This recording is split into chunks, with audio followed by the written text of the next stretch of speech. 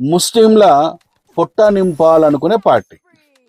హిందూ బీసీల కోసం 42% రిజర్వేషన్ అని చెప్పి అందులో ముస్లింలకు కూడా చేర్చి వారి కోసం 10% కేటాయిస్తాము అని కాంగ్రెస్ పార్టీ ప్రకటించిన విషయం అందరికీ తెలిసిన విషయమే.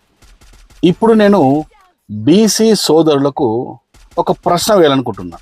ముస్లింలు బీసీలు ఎలా అవుతారు? బీసీలు అంటే హిందువులు కదా. హిందూ బీసీ వర్గంలోకి ముస్లిం అని ఎలా కలుపుతారు? మరి ముస్లిం మైనారిటీలు అంటే ఎవరు? మన హిందూ బీసీలకు చెందిన 42% రిజర్వేషన్లోకి ముస్లింలను చేర్చి ఆ 42%లో నుండి ముస్లింలకు 10% రిజర్వేషన్ని ఎలా కేటాయిస్తారు? ఎవడి హక్కు ఎవడికి పంచుతున్నారు? మా ఇంట్లోకి ఎవడో